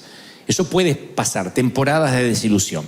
Creo que el mayor desafío de la fe, la mayor frontera de la fe o la graduación de la fe es soportar justamente el infortunio de la desilusión. Cuando la vida te noquea y te pega y te pega y te pega y te quieres levantar y te vuelve a pegar otra trompada, hay momentos que el dolor es tan intenso que no hay palabra que te llene, no hay abrazo que te reconforte, porque sientes, insisto, que Dios te abandonó y te encuentras, si se pudiera graficar, en lo que yo llamo un punto ciego. Así titulé el mensaje de hoy, el punto ciego. Cuando hablo del punto ciego puede verse de dos maneras, tiene dos significados. Uno es oftalmológico, tiene que ver con los ojos, tiene que ver con la visual, con la retina. El otro tiene que ver con el conductor de cualquier automóvil. El punto ciego es determinante para los que van a conducir. Es un punto muy importante para aquel que va a pedir la licencia de conducir. Es el punto exacto que ustedes están viendo ahora en imágenes. En este caso tú eres el conductor del medio. Y ninguno de los tres espejos alcanza en su perspectiva a notar que está tan cerca los autos contiguos. Allí es cuando hay peligros de accidente. Muchos se han estrellado por culpa de ese punto ciego, ¿ven? Es que el conductor, desde su posición, afecta su percepción de la cercanía de los demás.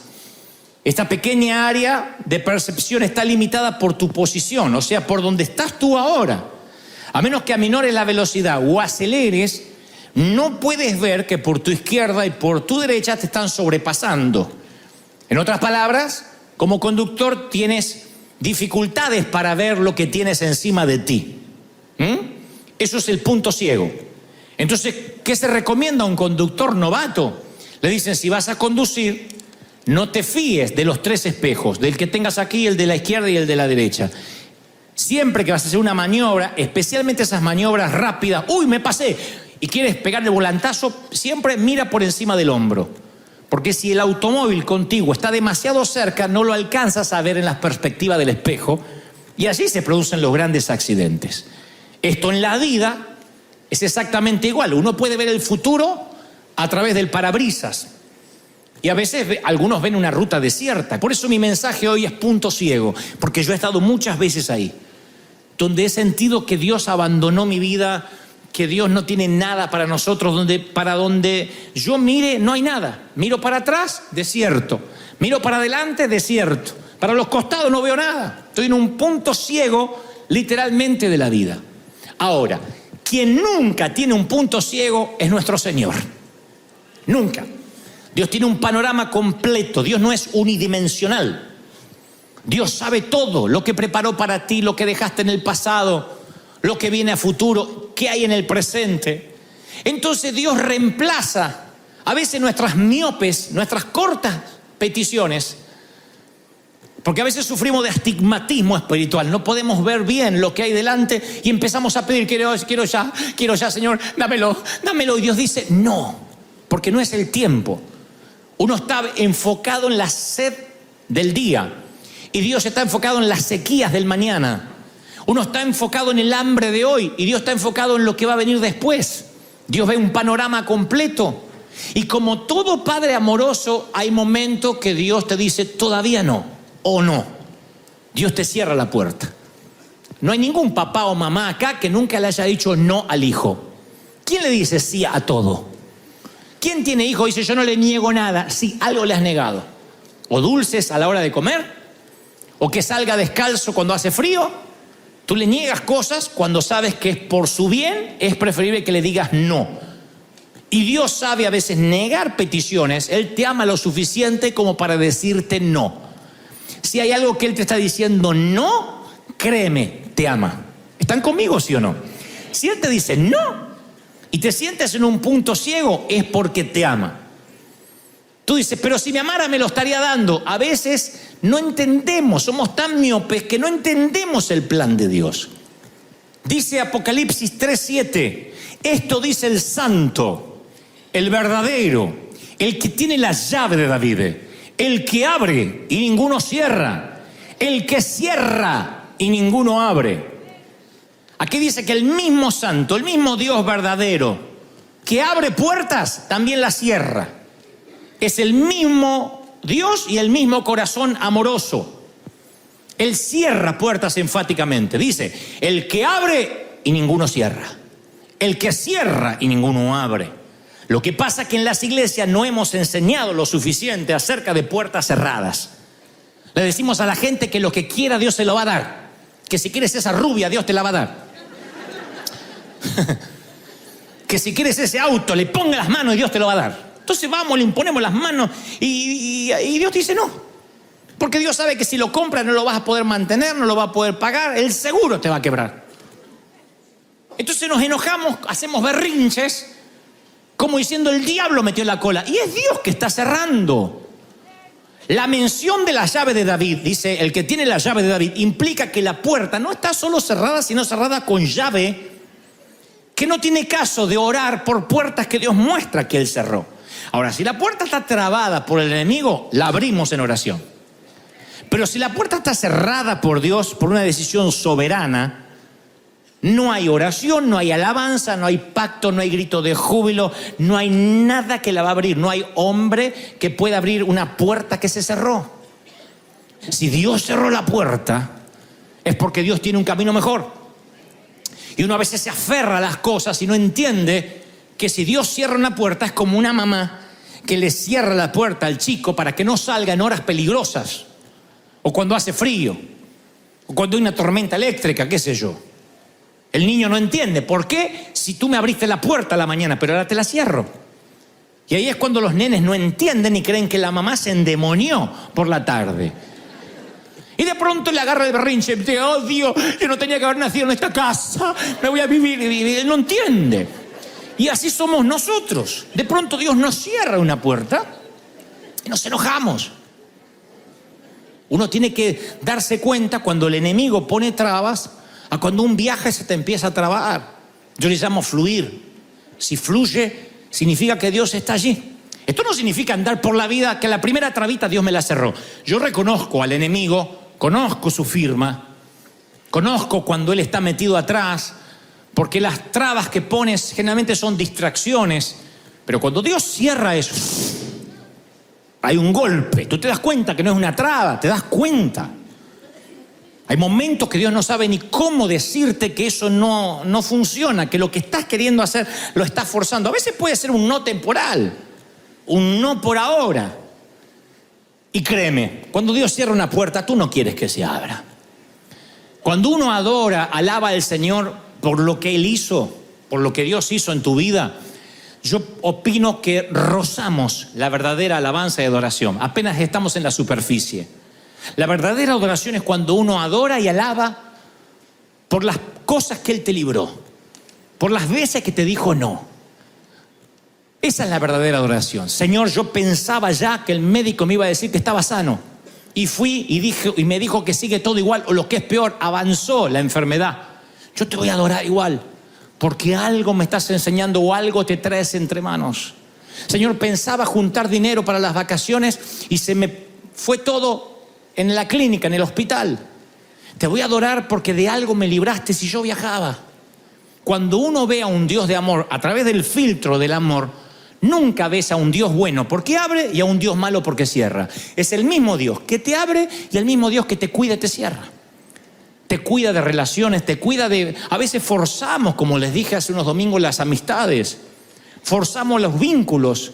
Y hay vínculos que Dios dice, te está haciendo mal. Te drena, te vampiriza, te está haciendo mal. Y cuando uno sigue y sigue, cuando Dios te dice, no te lleves tu parentela y te lo cargas a Lot, te va a traer problemas. En un momento vas a tener allí un conflicto de bienes. Porque Dios dijo, sal de tu tierra y tu parentela. Nunca te dijo, y llévate el sobrinito. Nunca le dijo. Nunca. Entonces, cuando uno quiere ser más bueno que Dios Y quiere a veces forzar puertas que Dios cerró. Hay momentos que tienes que cortar vínculos y uno, no, es que si no parece que no tengo amor y qué van a pensar de mí. Hay momentos que tienes que obedecer, porque el continuar con un vínculo que Dios cortó te mete en problemas, te hunde el barco. Jonás te va a hundir el barco. Alguien que esté fuera de la voluntad de Dios en tu barco te va a hundir el navío. Eso es indeclinable, eso va a pasar. Entonces uno tiene que saber cuándo Dios cerró una puerta. Si yo cerrara los cielos para que no haya lluvia, dice el Señor. Si yo cerrara los cielos para que no haya lluvia. Y luego aclara, pero claro, si humillare mi pueblo, si buscare mi nombre, entonces yo iré desde los cielos, abriré los cielos. Es un Dios que cierra y un Dios que abre. Yo digo siempre, si los goznes no se mueven y la aldaba no se abre, hay un propósito. No fuerce, no llames un cerrajero cuando Dios dice se terminó este tiempo. Pablo, Silas y Timoteo hacen un viaje misionero. Cuando regresan dan el informe y dice Hechos 14:27. Informaron a toda la iglesia de lo que Dios había hecho a través de ellos. Pablo, Silas y Timoteo. Y cómo Dios había abierto la puerta. Abierto la puerta de los gentiles. Habían predicado en Chipre, en Antioquía y en Iconio. Dios había abierto la puerta de los gentiles. Algo que no hubiese ocurrido si Dios no abría la puerta. Así que estaban emocionados. Vamos a seguir llevando este evangelio a todo el mundo. Entonces cuentan después en Hechos 16:6. Atravesamos la región de Frigia, de Galacia. Pero el Espíritu del Señor nos impidió que predicáramos en Asia. Dios le dijo, a Asia no vayan.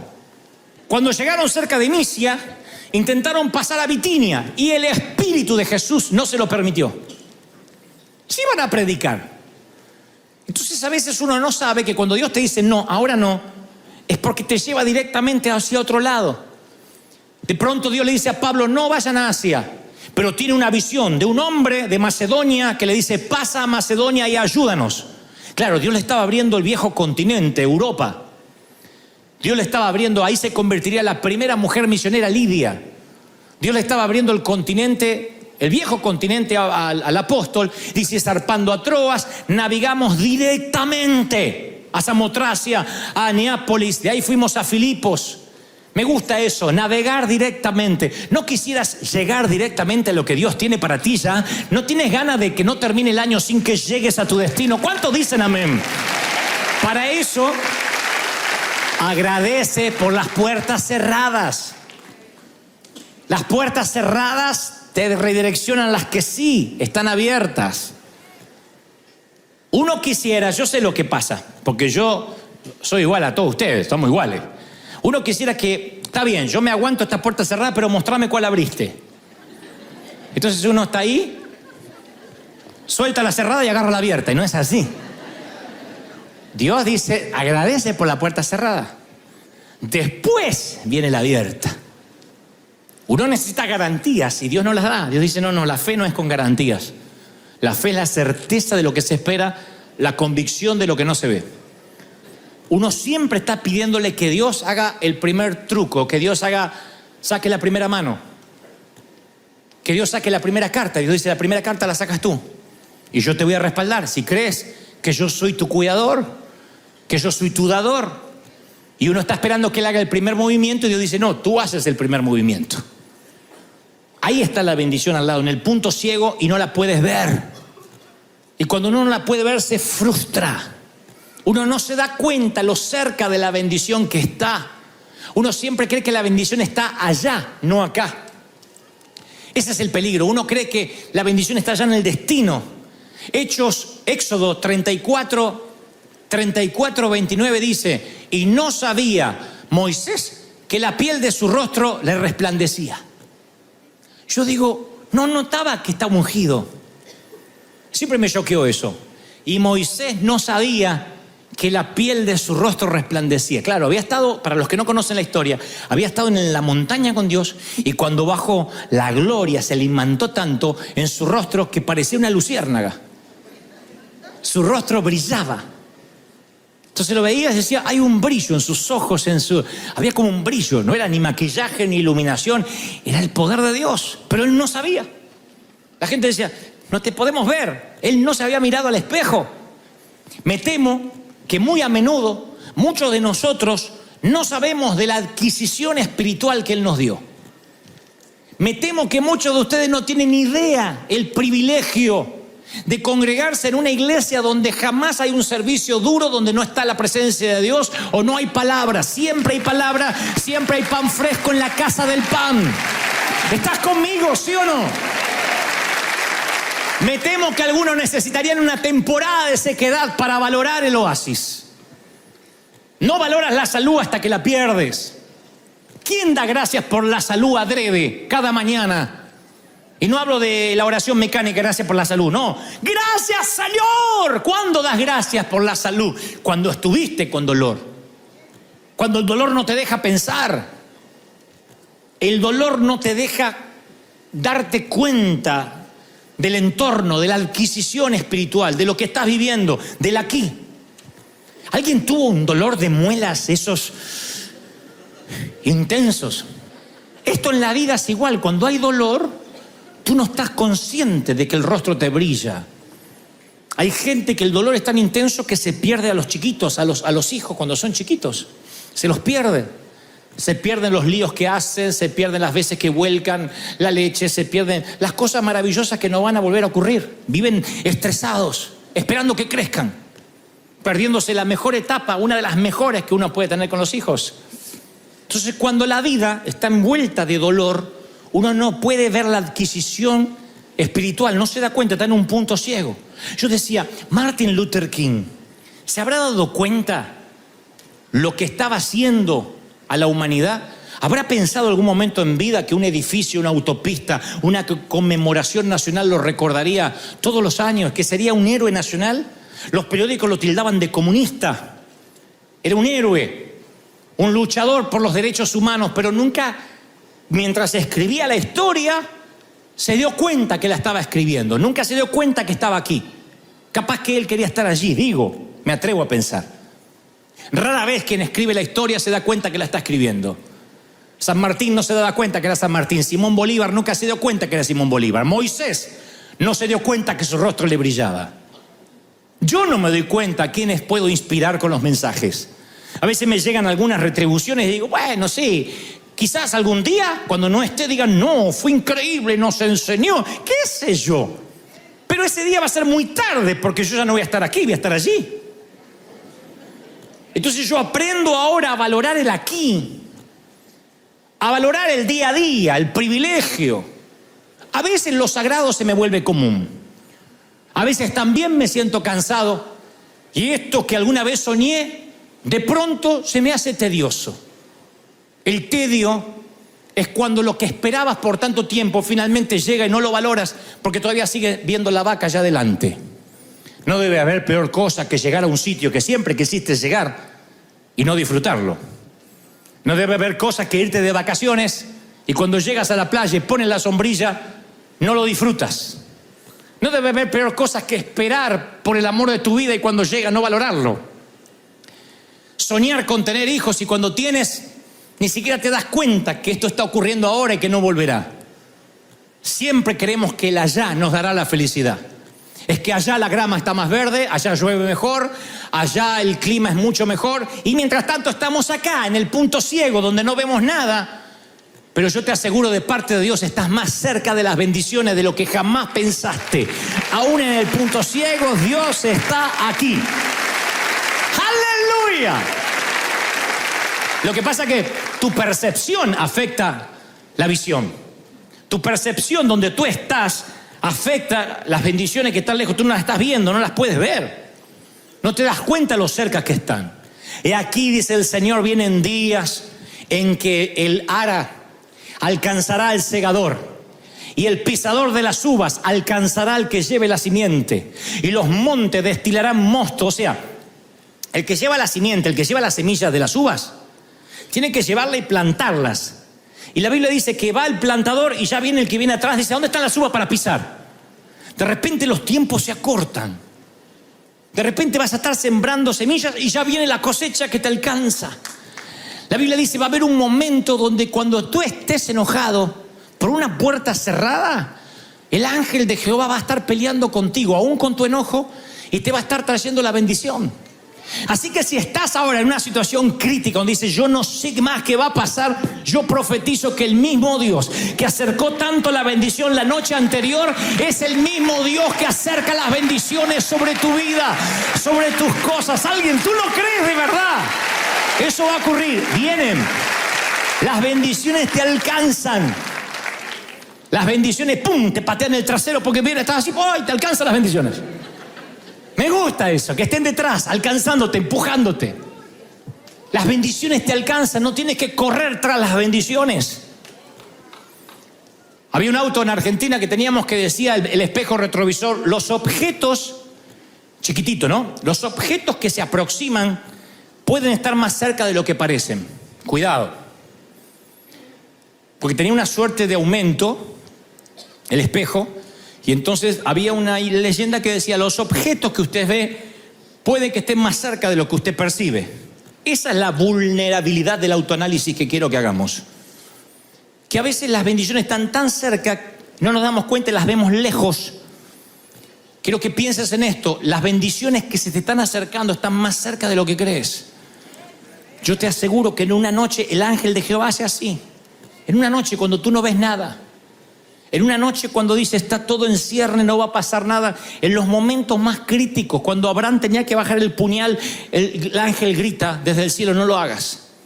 La Biblia está llena de situaciones límite, donde cuando alguien no puede más y está por arrojar la toalla, aparece el Salvador. La caballería siempre aparece. Siempre aparece la caballería cuando las cosas se están poniendo feas. Dios nunca te ha fallado. Y si sientes que estás en un punto ciego, es porque estás así. Yo percibo que muchos van a recibir bendiciones. Hay cartas que van a llegar a tu buzón, ni esperabas que iban a llegar. Entonces decía, pero si me dijeron que ya no. La carta va a llegar, la promoción va a llegar, el llamado va a ocurrir. Dios te va a promover. Yo lo estoy declarando, lo estoy creyendo. ¿Tú lo crees?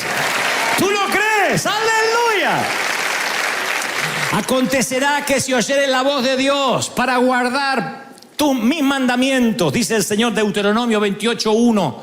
He aquí, estas bendiciones vendrán sobre ti. ¿Cuántos quieren que las bendiciones vengan sobre ustedes? Vendrán sobre mí. Si oyeres la voz de Dios, te alcanzarán. Las bendiciones te alcanzan, te empujan.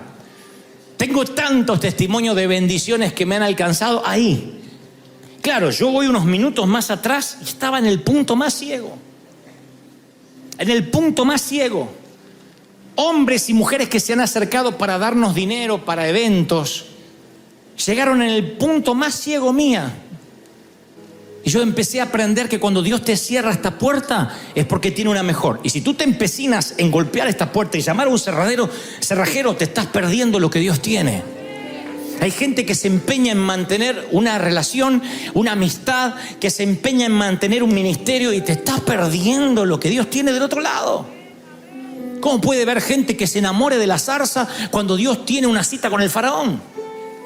¿Cómo puede haber gente que se quede en un sitio cuando Dios dice, ya te tengo otro destino para ti? Pero nosotros no hemos predicado lo suficiente acerca de que Dios es el que endurece el corazón de los faraones. Hay momentos que Dios endurece un corazón para expulsarte.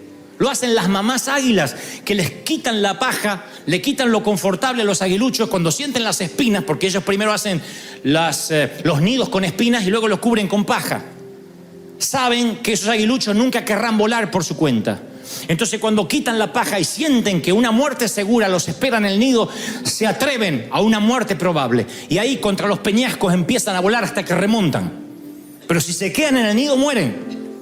Y hay momentos que Dios te tiene que poner espinas, cerrar una puerta, para que te atrevas, para que creas lo que Dios tiene. Con experiencia se lo digo. Yo no le veía sentido a que la catedral se cierre. Teníamos todo, cámaras de televisión, teníamos presupuesto, y Dios dijo, se terminó. Es que nosotros pensamos que Dios es un Dios que depende del presupuesto de alguien, que Dios depende de unos cristales, que Dios depende de un edificio, de algo arquitectónico, y Dios es muy celoso. Él quiere demostrarte que es Él el que abre y nadie cierra, el que cierra y nadie abre. Alguien tiene que decir amén a esto. ¿Lo crees de verdad? ¿Lo estás creyendo, sí o no? Voy a terminar con esto. Tienes que reconciliarte con la idea de las puertas que se te cerraron. Tienes que reconciliarte con la idea de que alguna vez te divorciaste. No digas, ¿por qué me pasó? Tenía que haberme dado cuenta. Tú no valorarías lo que estás viviendo ahora si no hubieses pasado ese dolor. Para valorar una buena comida, a veces Dios permite que pases hambre. A veces no entiendes lo que significa una casa caliente hasta que no pasaste por frío. Eso hace que el proceso de valoración vaya acentuándose en ti. No maldigas tu pasado, porque ese pasado te trajo hasta aquí. Y ese pasado fue necesario para que Israel aprendiera a confiar en Dios, para que Egipto supiera que había un Dios en Israel. Hay procesos y no que Dios ha dicho en tu vida por alguna razón, para que haya un sí en otra parte. El Señor le dijo en el huerto de Getsemaní al Padre, si es posible, pasa de mí esta copa. Y Dios el Padre le dice no a su Hijo para decirte sí a ti. Le dice no a Él para darte acceso a la vida eterna a ti. Y si el Padre le puede decir no a su Hijo unigénito, ¿por qué crees que nunca te va a decir no a ti? ¿Por qué crees que te va a decir siempre sí? Si al Hijo unigénito le dijo no, tienes que ir a la cruz. Ponte de pie, por favor. Yo quiero que agradezcas por las puertas cerradas. Yo quiero que agradezcas por los goznes que no se abren, por las aldabas que permanecen totalmente herméticas. Dile, Señor, gracias. Van a ver que esta adoración va a ser muy pura ahora, porque siempre hemos aprendido a dar gracias por las puertas que se abrieron. Pero yo quiero hoy que le des gracias por las puertas que no se abrieron.